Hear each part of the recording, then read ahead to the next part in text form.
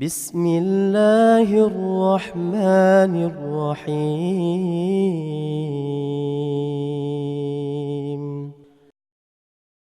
وأسكنه جنته وقبل ذلك للأرض خلقه ونهاه عن شجرة قد نفذ قضاه عليه بأكلها ثم ابتلاه بما نهى عنه منها ثم سلط عليه عدوه فأغواه عليها وجعل أكلها لها إلى الأرض سببا فما وجد إلى ترك أكلها سبيلا ولا أنه لها مذهبا. Kemudian Allah Subhanahu wa taala menciptakan Adam dengan tangannya. Wa askanahu jannatahu, dan Allah menempatkan Adam di dalam surganya. Disebutkan di sini oleh Syekh Awrad al-musannifu bi ijazi qissati Nabi Allah Adam wa dhurriyyatihi wa qaddama dhalika bi dhikri ma khassahu Allah wa syarrafahu bihi an khalaqahu bi yadihi al-karimah kama qala ta'ala li iblis ma manaka an tasjuda lima khalaqtu bi yadayya. Al-Imam Muzani rahimahullah menyebutkan pada poin yang sedang kita baca ini kisah Nabiullah Adam, dan kemudian beliau diberikan keturunan oleh Allah Subhanahu wa taala. Dan Syekh menyebutkan di dalam kisah penciptaan Adam alaihissalam, itu kekhususan yang dimiliki oleh Nabi Adam yang tidak dimiliki oleh makhluk-makhluk Allah yang lainnya. Seluruh makhluk Allah, Nabi kita Muhammad sallallahu alaihi wasallam dan nabi-nabi yang lainnya, dan juga para malaikat, surga dan neraka, Allah Subhanahu wa taala menciptakan dengan kun fayakun. Jadi maka jadilah. Adapun pengkhususan Nabi Allah Adam, Allah Subhanahu wa taala menciptakan dengan tangannya. Sebagaimana Allah Subhanahu wa taala menyebutkan kepada iblis, ma mana'aka an tasjuda lima khalaqtu biyadayya. Apa yang menghalangi engkau wahai iblis untuk sujud apa yang kuciptakan dengan kedua tanganku? Perhatikan ayat ini baik-baik. Ada sisi keterkaitan dengan apa yang akan kita bahas. Wastadala ahlu sunnati bihadil ayatil karimah wa ghairiha ala ithbatu sifatul yadain lillahi azza wa jalla ala ma yaliku bijalalihi wa kamalihi. Wa amma ahlul dhalal wal bid'ah fa innahum yu'awwilunaha bil qadrah. Ahlussunnah dengan ayat ini dan yang semisal dengannya dari ayat-ayat Al-Quran menetapkan sifat tangan bagi Allah Subhanahu wa taala. Tentunya sesuai dengan keagungan dan kebesaran Allah Subhanahu wa taala, yang mana sifat tersebut tidak sama dengan makhluknya, yang sudah sering kita bahas. Wa amma ahlul dhalal, adapun orang-orang yang menyimpang, fa innahum yu'awwilunaha, mereka mentakwil tangan di sini dengan qudrah, dengan kekuatan, ya, dengan kemampuan. Perhatikan baik-baik. Iblis sangat faham dan mengerti tentang kudrahnya Allah Subhanahu wa taala. Yakin kemampuan Allah Rabbul Alamin. Sebagaimana yang dipersaksikan sendiri oleh iblis, fabi'izzatik, demi kemuliaanmu ya Allah, dan ayat-ayat yang semisal dengannya. Iya, ini sesuatu yang muqarrar di sisi iblis sendiri. Ya, nah kalau seandainya itu diartikan adalah kekuatan, tangan diartikan kekuatan, tidak ada maziyah, tidak ada kelebihan ketika Allah mengatakan ma manaka antasjuda lima khalaqtu biyadayya. Apa yang menghalangi engkau wahai iblis? Apa yang aku ciptakan dengan kemampuan rohku? Nggak nyambung kalimatnya. Karena sesuatu yang maklum difahami oleh iblis. Allah Subhanahu wa taala Maha mampu.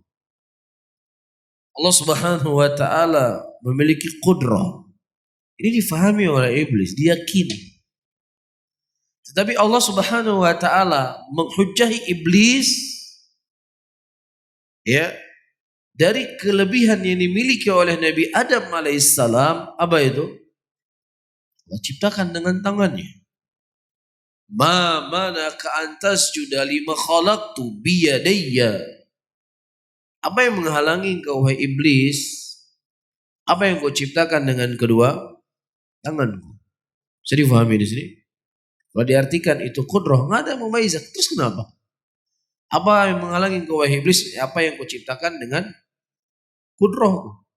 Semua makhluk yang diciptakan oleh Allah adalah dengan sesuatu yang ditakdirkan oleh Allah, dengan kekuatan Allah, dengan qudrahnya Allah Subhanahu wa taala. Afham di sini? Faham untuk sisi penilaian yang ingin saya sampaikan? Jelas ya? Wa qad radda ahlul ilmi hadhil maqalah al-batilah min wujuhin katsirah. Minha annahu jahdun li hadhil fadilah al-karimah li abina Adam التي ذكرها الله له على سبيل المدح والثناء في كتابه. والصح عن النبي صلى الله عليه وسلم أيضا أن الناس في عرصات القيامة يذهبون إلى آدم ويقولون له يا آدم أنت أبو البشر خلقك الله بيده ونفخ فيك من روحه وأمر الملائكة فسجدوا لك وأسكنك الجنة ألا تشفع لنا إلى ربك ألا ترى ما نحن فيه وما بلغنا. فهذه المنقبة العظيمة لأبينا آدم عليه السلام يجحدها أهل تعطيل بتحريفهم صفة اليد بالقدرة. فجميع الخلق مخلوق بقدرة الله لا مزية لأبينا آدم حينئذ. Perhatikan baik-baik.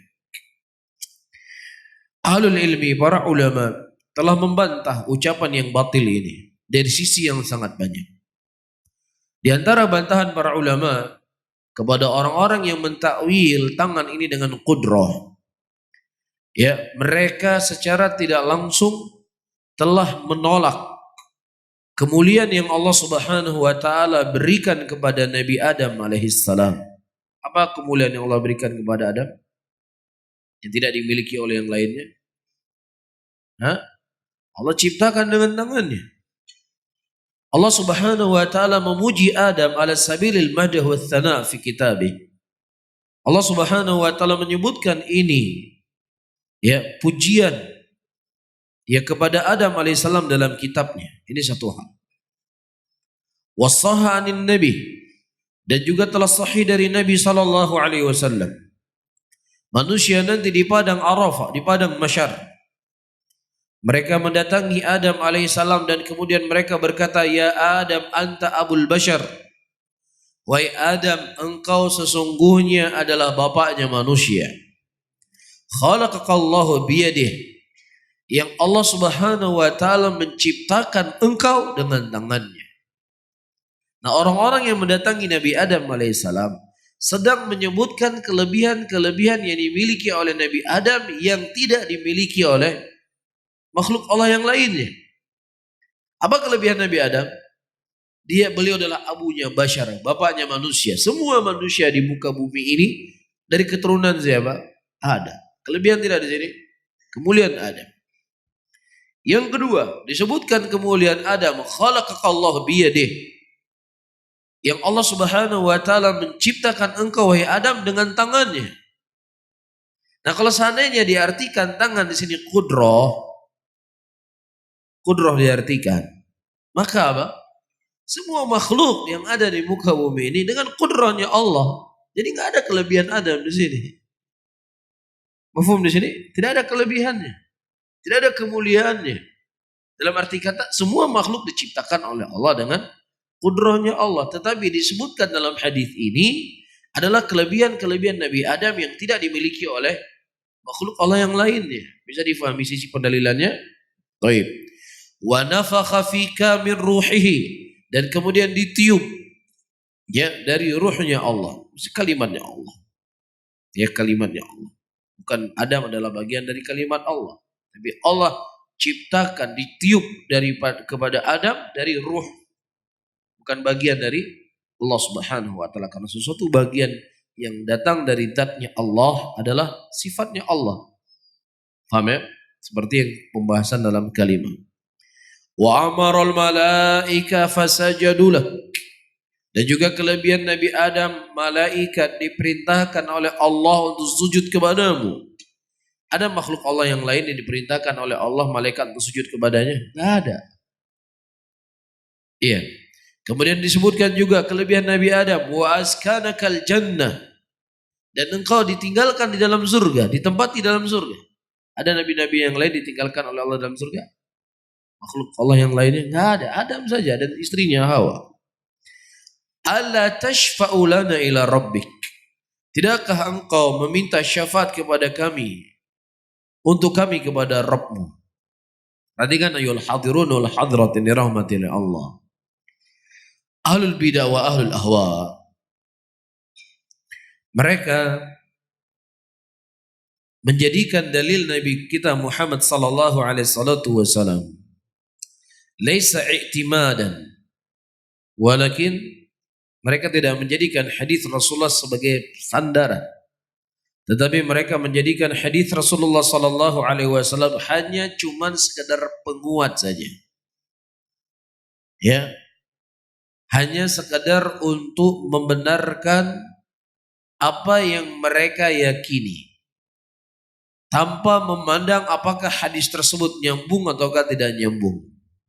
Ya. Ini dalil dijadikan oleh orang-orang bolehnya berdoa dan meminta kepada mayit, meminta kepada kubur. Ya, meminta syafaat kepada selain Allah Subhanahu wa taala, ini dalilnya. Ini merupakan pendalilan yang bukan pada tempatnya. Pertama, ayyuhal hadirun, hadisnya adalah hadis yang sahih. Kita tidak meragukan kesahihan hadis ini. Satu hal. Hal yang kedua, mereka mendatangi kuburan, meminta kepada pemilik kubur, ya wali fulan, berikanlah syafaat, mintalah syafaat kepada Allah untuk kami. Itu dia mintakan.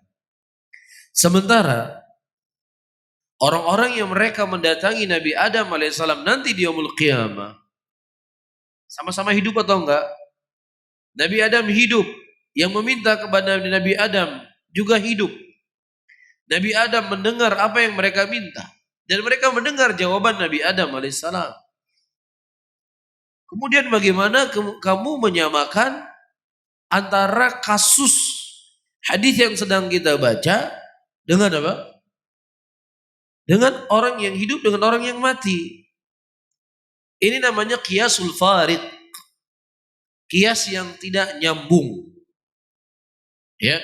Yang usulnya adalah orang yang hidup dengan hidup. Kemudian dikias kepada apa? Antara orang hidup dengan orang yang mati. Ada hubungan nggak di sini? Nggak ada hubungan. Cuma demikianlah ahlul bidah, ahlul ahwa. Ngorek. Yang penting ya asal cocok, ya sudah dicocokin saja. Ini di antara dalil. Justru dalil ini sebagai bentuk bantahan kepada mereka. Kalau kamu ingin meminta syafaat, silahkan kamu meminta syafaat. Tetapi kamu mohon syafaat kepada orang yang sudah pasti diberikan syafaat oleh Allah dan mereka hidup, bukan kepada orang yang mati. Nabi Adam hidup atau tidak di sini? Nabi Adam hidup. Yang kedua, untuk perhatikan. Kata mereka, perhatikan kata mereka dalam hadis ini. Ya Adam, ala tashfa'u lana ila rabbik. Wahai Adam, tidakkah engkau memberikan syafaat kepada kami di sisi Rabbmu? Yang maksudnya, wahai Adam, berdoalah kepada Allah, mintalah kepada Allah agar Allah bisa memberikan syafaat kepada kami. Sebagian mereka yang berhujjah dengan dalil ini, mereka memanggil nama Rasulullah sallallahu alaihi wasallam. Saya menonton sebuah potongan video. Namanya Ustadz Penceramah dalam Kuburan. Ya. Jadi dia dipakai kain kafan, ya seperti orang mati. Nah, nanti dikubur dia di situ, dikubur sampai 1 jam. Ceramah di situ dia. Ya, habis ceramah bangun lagi, dikorek lagi kuburannya, nanti habis itu ceramah dia. Pernah tuh lihat? Ya, gitulah. Ya ahlul ahwa ahlul bidah. Ya. Menjual sesuatu agar orang itu menarik. Ya, jadi agama ini dibuat seperti dagangan. Ya, kira-kira bagaimana agama ini dikemas supaya orang itu bisa menarik. Ya, kalau ceramah ini sudah banyak, ini sudah banyak. Wah, ini saya cari hal-hal yang aneh. Ceramah di kuburan, dikubur, di Allah pakai sihir atau lain sebagainya. Ya, setelahnya naudzubillah apa yang diucapkan? Ya Rasulullah, berikanlah syafaatmu kepada kami. Hada syirkul akbar. Ini syirik besar. Berdoa kepada selain Allah Subhanahu wa taala. Asy-syafa'ah adalah doatul khas. Doa al-khas. Syafaat itu bagian dari doa. Dan doa itu tidak boleh dipalingkan kepada selain Allah. Doa itu hanya untuk Allah. Wa idza sa'alta fas'alillah. Wa idza ista'anta fasta'in billah. Apabila engkau meminta, mintalah kepada Allah. Apabila engkau mohon pertolongan, mohonlah pertolongan kepada Allah Subhanahu wa taala. Wa idza sa'alaka ibadi anni fa inni qarib. Ujibu da'watad da'i idza da'an. Falyastajibu li wal yu'minu bi la'allahum yarshudun. Apabila mereka bertanya kepada engkau wahai Muhammad tentang diriku, katakanlah sesungguhnya aku dekat dan aku akan mengabulkan doa-doa orang-orang yang meminta kepadaku. Itu khusus hanya kepada Allah, nggak boleh diminta kepada selain Allah Subhanahu wa taala, apalagi syafaat. Faham ya? Jelas? Ucapannya apa? Ya Rasulullah, berikanlah syafaatmu kepadaku. Ini syirik akbar. Ini syirik besar yang mengeluarkan seseorang dari Islam. Yang pertama, dia meminta kepada sesuatu yang sudah wafat. Yang kedua, dia meminta sesuatu yang gak pantas untuk dia minta. Mafhum? Karena syafaat itu hak milik Allah. La yashfa'una illa bi'izni. Tidak ada orang-orang yang memberikan syafaat kecuali harus ada izin dari Allah. Baru dia bisa boleh memberikan syafaat. Nah, kalau seandainya izin syafaat adalah izin mutlak yang dimiliki oleh Allah, diminta kepada Allah atau diminta kepada Rasul? Diminta kepada Allah. Karena Allah yang memiliki syafaat mutlak tersebut. Adapun Rasul adalah orang yang dimuliakan oleh Allah untuk memberikan syafaat yang dia tidak akan mungkin memberikan syafaat kecuali setelah dapat izin dari Allah. Maka bagaimana yang benar kita minta? Yang benar kita mengatakan, ya Allah, berikanlah syafaat nabimu kepadaku. Ini yang benar. Antum melihat kalimatnya itu sangat tipis perbedaannya. Ya Rasulullah, berikanlah syafaatmu kepadaku. Ya Allah, berikanlah syafaat nabimu kepadaku. Yang satu syirkul akbar. Syirik besar. Yang kedua adalah tauhid. Perbedaan cuma satu kalimat. Ya Rasulullah, berikan syafaatmu kepadaku. Ya Allah, berikan syafaat nabimu kepadaku. Satu kalimat bedanya itu tidak. Satu kalimat. Yang satu mengantarkan seseorang ke dalam kekufuran. Ya, yang satu inilah bagian dari ketauhidan. Pengajiannya nggak ada pengajian kecuali ngafir-ngafirin orang. Siapa yang ngafirin? Iya. Kita berkata, siapa yang berdoa kepada selain Allah, hukumnya apa? Kafir. Siapa yang mengkafirkan? Allah. Tidak boleh kita berdoa kepada selain Allah. Berdoa itu hanya kepada Allah. Kan ente sendiri yang mengatakan dalam bacaan-bacaan ente dalam sholat. Yaitu ucapan Allah. Iyyaka na'budu wa iyyaka nasta'in. Kan itu ente baca. Hanya kepada Engkau lah ya Allah kami beribadah. Dan hanya kepada Engkau lah ya Allah kami mohon pertolongan. Iya. Kemudian kenapa ente mengatakan ya Rasulullah berikanlah syafaatmu kepadaku? Ya, dan kadang soal bijak bahwa hadis ini nggak nyambung dengan ente. Hadis ini mereka mengatakan ya Adam, mintalah kepada Rabbmu agar Rabbmu memberikan syafaat kepada kami. Luar biasa kan? Hah? Jadi dalil yang mereka gunakan untuk ya melegalkan kesyirikan mereka, inilah dalil membantah mereka sendiri. Mafhum di sini? Mereka nggak mengatakan, ya Adam berikan syafaatmu kepada kami, wahai Adam. Berikan. Nggak ada mereka mengatakan demikian. Ketika mereka juga mendatangi Rasulullah, mereka nggak mengatakan, ya Rasulullah berikan syafaat engkau kepada kami ya Rasulullah. Dalam keadaan Rasulullah hidup, mereka juga hidup bersama Rasul pada waktu itu. Tapi mereka berkata, ya Rasulullah, tidaklah engkau memohon kepada Allah agar Allah memberikan syafaat kepada kami.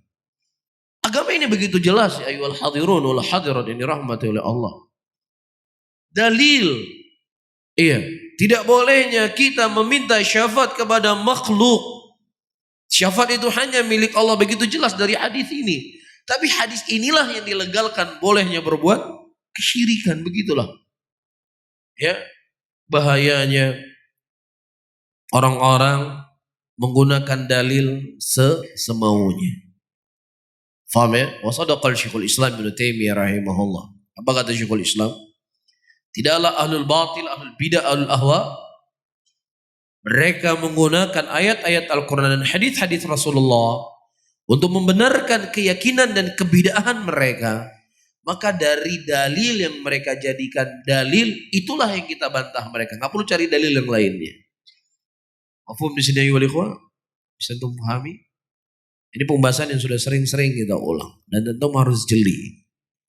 Antum harus benar-benar jeli. Karena orang di luar sana, saya ulangi kembali, dia melegalkan kesyirikan, melegalkan kekufuran dengan hadis-hadis Rasul sallallahu alaihi wasallam. Bisa difahami poinnya? Intisari ingin saya sampaikan. Mereka berkata, ya Rasulullah, berikanlah syafaatmu kepada kami. Itu mereka minta. Dalilnya apa? Ini dalilnya, hadis ini. Dalam hadisnya jelas sekali membantah keyakinan mereka. Mereka berkata, ya Rasulullah, wahai Adam, wahai Musa. Karena lanjutan hadisnya, mereka mendatangi Nabi Musa, mendatangi Nabi Isa, mendatangi Nabi kita Muhammad sallallahu alaihi wasallam. Apa kata mereka? Ya Rasulullah, tidakkah kamu mohon kepada Allah agar Allah memberikan syafaat kepada kami? Mereka nggak mengatakan, ya Rasulullah berikan syafaat kepada kami ya Rasulullah. Nggak ada. Dalam keadaan Rasulullah hidup. Dalam keadaan Rasulullah ada di hadapan mereka. Ya Rasulullah, mohonlah kepada Allah agar Allah memberikan syafaat kepada kami. Itu yang diminta oleh mereka. Jelas ya? Kita fokus dengan permasalahan kita. Kita sedang membahas apa sekarang? Allah memiliki sifat tangan. Fahadil manqabah al-azimah li abina Adam. Dan ini merupakan manqabah yang sangat luar biasa kepada Nabi kita Adam kepada bapaknya kita Adam alaihissalam. Yang ditolak oleh ahlu ta'til dengan mereka mentahrif, mengubah sifat tangan dengan qudrah, dengan kemampuan, dengan kekuatan. Maka kata Syekh, fajami'ul khalq makhluqun biqadratillah. Bahkan seluruh makhluk Allah Subhanahu wa taala ciptakan, adakan makhluk tersebut dengan kudrahnya Allah. Sehingga tidak ada maziyah bagi Nabi Adam alaihissalam kalau seandainya engkau artikan dengan kudrah. Karena semua makhluk itu Allah ciptakan dengan kudrah. Kamu jadi jelas sisi pendalilannya? Baik. Kedua, hadis ini, ayat ini sudah sering kita sampaikan. Cuman kita ulangi lagi sebagai penguat. Terkadang yang sudah diulang-ulang saja kalau ditanya lagi nggak bingung. Apalagi nggak sering diulang kan begitu. Iya, perhatikan baik-baik. Ketika Allah Subhanahu wa taala membantah orang-orang Yahudi, ada yang hafal nggak ayatnya? Ini ayat kalau di pengajian kalau dihitung-hitung mungkin sudah berkali-kali diulang. Ada yang hafal ayatnya? Ayat Allah membantah Yahudi di dalam masalah tangan. Paling nggak pernah diulang, yang sering diulang aja lupa. Mas Said, di awal baca ayat sampai lengkap supaya kita tahu sisi pendalilannya. Nggak ada yang hafal. Jadi kita ulang lagi. Ya jangan sat tapi wah yang sat mana ada hafal, pulang mana bukan kan begitu. Ya, apa kata Allah? Wa qalatil yahudu yadullahi maghlula ghullat aydihim wa lu'inu bima qalu bal yadahu mabsutatani yunfiku kaifa yasha. Perhatikan. Wa qalatil yahudu, orang-orang Yahudi berkata, yadullahi maghlulah, tangan Allah itu terikat, terbelenggu. Iya. Ghullat aydihim, kata Allah, tangan mereka lah justru yang terikat. Walau inu bima qalu, dan Allah melaknat apa yang mereka ucapkan. Bal yadahu, bahkan kedua tangan Allah itu terhamparkan. Yang Allah memberikan rezeki kepada siapa yang Allah kehendaki. Perhatikan baik ayat ini. Yahudi, mereka mencela Allah. Apa yang mereka cela? Allah itu pelit, Allah itu kikir, Allah itu bakhil. Ta'ala Allahu amma yaqulun. Maha suci Allah apa yang mereka ucapkan kepada Allah Rabbul Alamin. Ya, ini yang mereka sifati kepada Allah Rabbul Alamin. Kemudian kata Allah, ghullat aydihim, justru tangan mereka lah yang terikat. Walu'inu bima qalu, dan mereka dilaknat apa yang mereka ucapkan. Ya, Allah sedang membantah siapa di sini? Membantah Yahudi. Allah sedang membantah Yahudi. Apakah dikarenakan Yahudi mengatakan Allah punya tangan, atau Allah sedang membantah Yahudi mensifati tangan Allah itu terikat? Mana di antara dua hal ini? Yang pertama atau yang kedua? Yang pertama atau yang kedua? Yang kedua. Allah Subhanahu wa taala sedang membantah Yahudi bukan dikarenakan Yahudi mengatakan Allah punya tangan. Allah tidak membantah dari sisi ini. Allah membantah Yahudi ketika Yahudi mensifati tangan Allah itu apa? Terikat. Itu yang Allah bantah. Dalil setelahnya apa? Bal yadahu mabsutatani yunfiku kaifa yasha. Bahkan kata Allah, kedua tangannya Allah itu terhamparkan. Allah tetapkan baginya tangan. Tetapi Allah sucikan dirinya. Apa yang Yahudi mereka mengatakan tangan Allah terikat. Kata Allah, tangan Allah tidak terikat. Bahkan tangan Allah itu terhampar. Jelas nggak ayatnya? Ini ente mau takwil kemana lagi ini? Ya, coba kita artikan dengan kudrah. Orang Yahudi berkata bahwasanya Allah, kudrahnya Allah terikat. Gimana kudrahnya Allah terikat? Ya, bahkan kemampuan kalianlah yang terikat.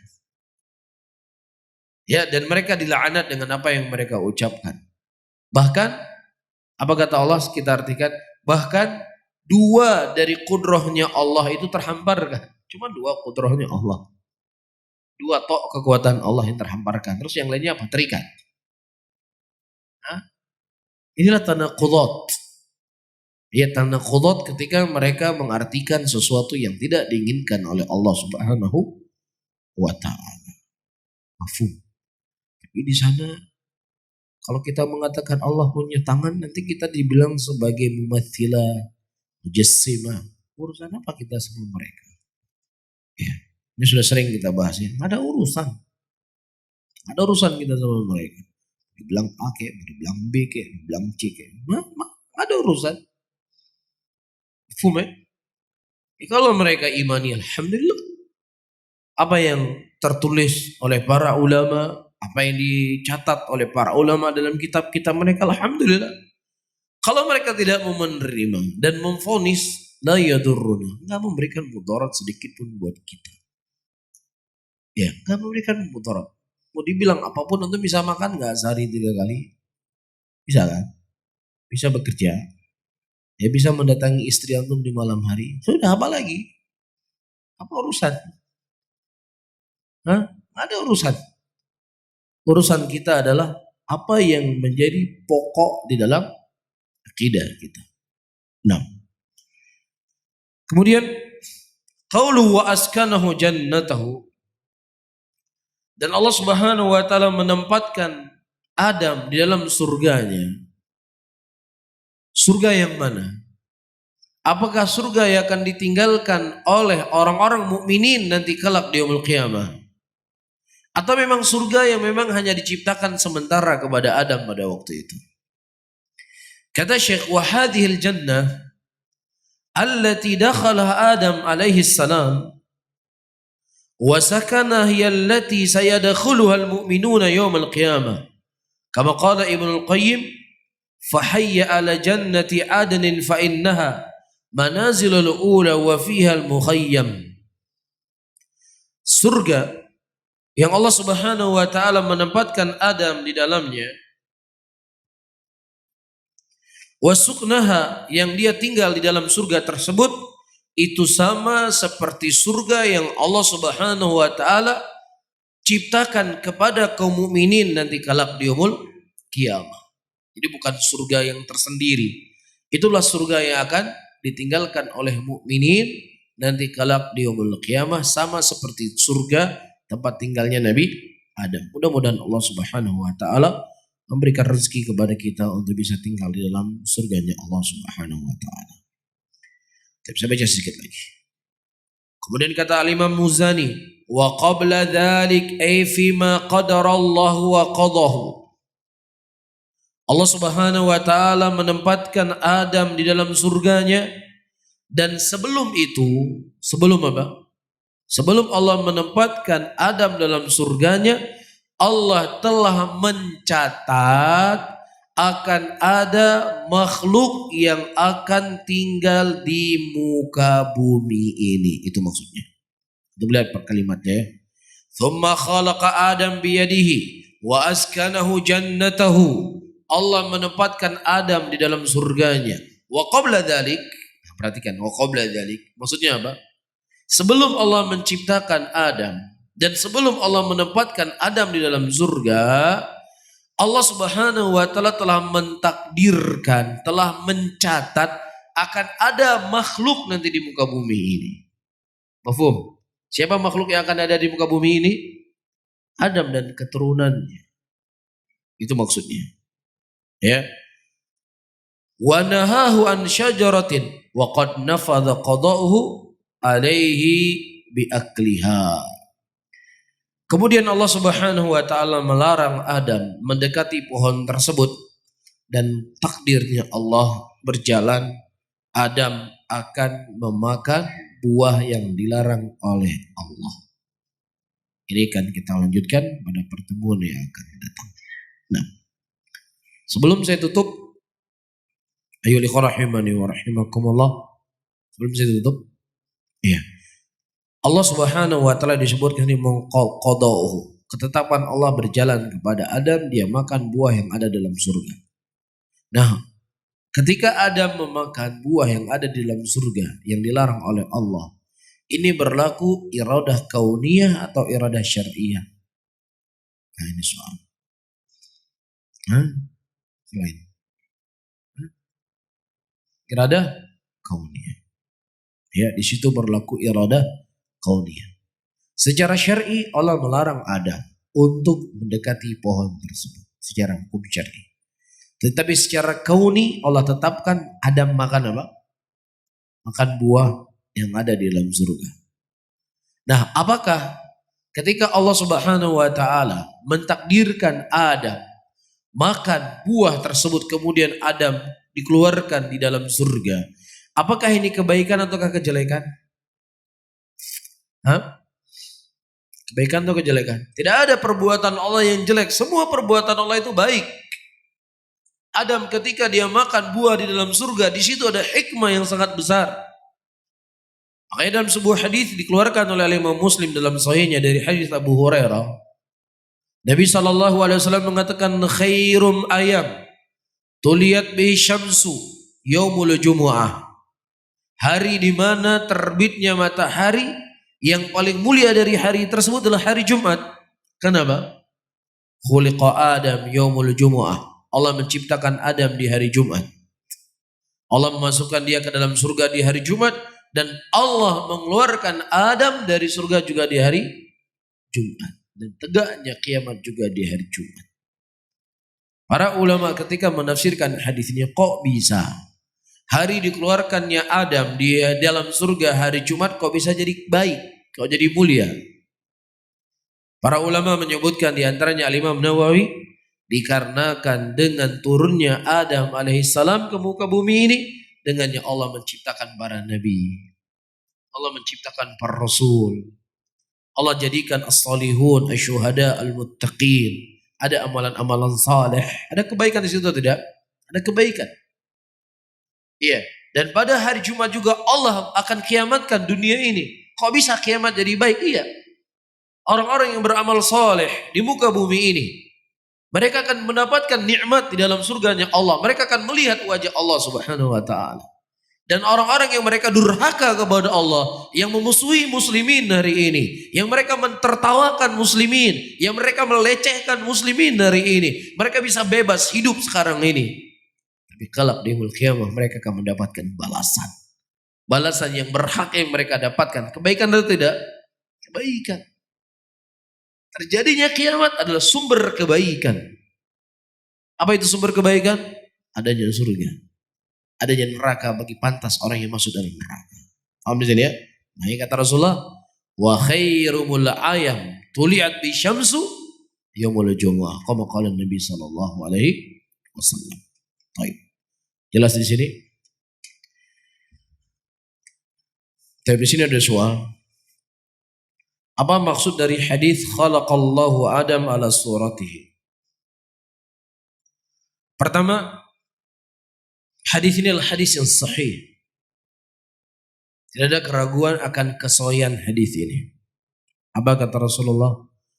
Khalaqallahu Adam ala suratihi. Allah Subhanahu wa taala menciptakan Adam ala surahnya. Ala bentuknya. Iya.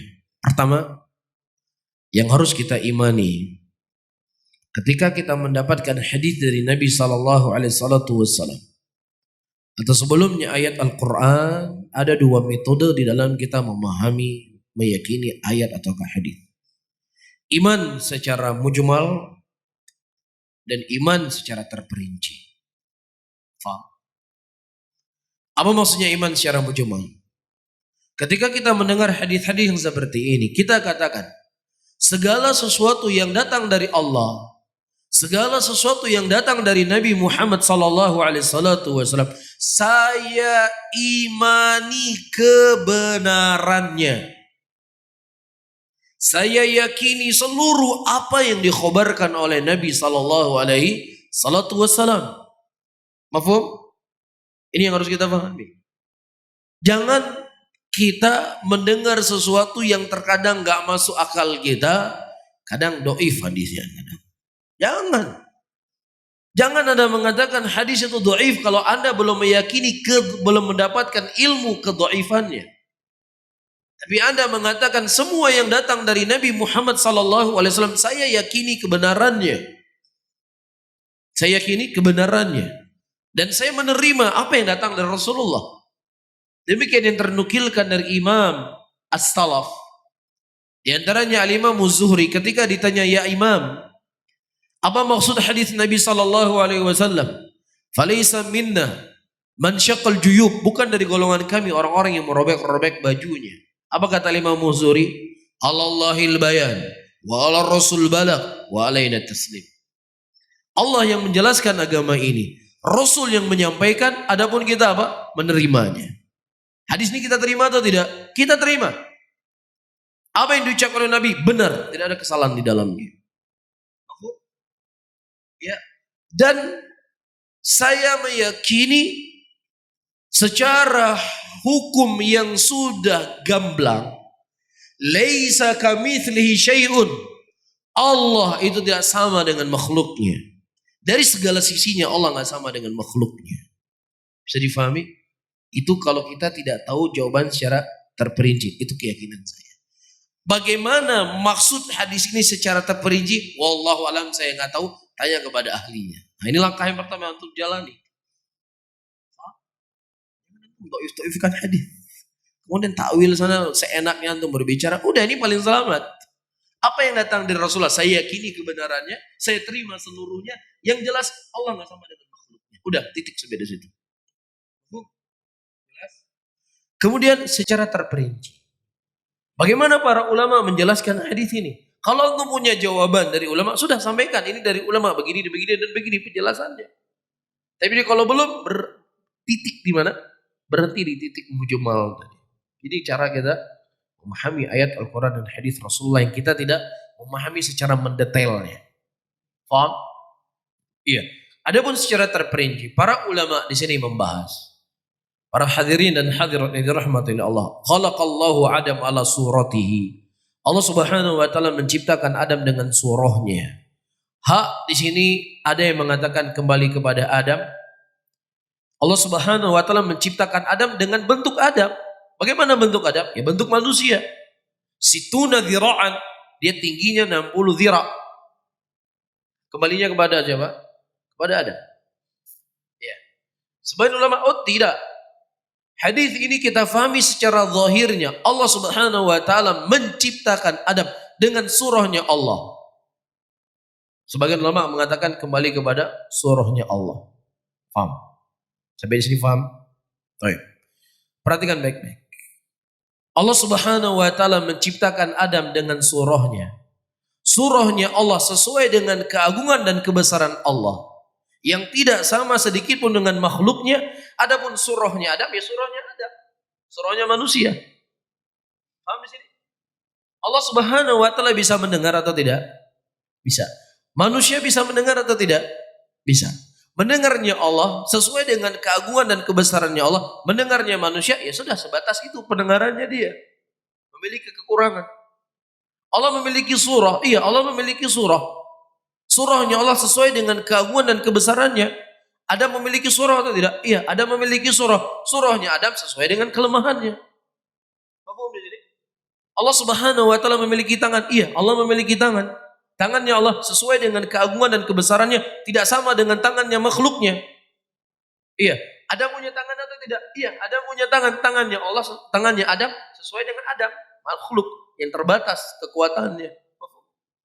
Dan inilah pendapat yang sahih dari pendapatnya para ulama. Ya, lafdhu hak, dhamir hak kembali kepada Allah. Surahnya Allah sesuai dengan keagungan dan kebesarannya yang tidak sama sedikit pun dengan makhluknya. Adapun surahnya Adam, ya Adam seperti manusia seperti kita, bapaknya kita. Tapi tingginya situna dhira'an. Tingginya Adam 60 hasta. Paham? Dan hadis ini ayyuhal ikhwan, ini hadisnya Rasulullah, bukan hadisnya Wahabi. Yang Wahabi kayak pegah Allah 60 hasta banyak. Siapa yang mengatakan? Rasulullah yang mengatakan. Itu pun bukan Allah dikatakan oleh Rasul. Nabi Adam tingginya 60 hasta. Mafhum di sini? Adapun Allah sesuai dengan keagungan dan kebesarannya yang tidak sama sedikit pun dengan makhluknya. Bisa difahami ayyuhal ikhwan? Anda jangan salah paham ya. Ini kalau salah paham sangat bahaya. Paham? Besok saya tanya insya Allah ya. Apa maksudnya?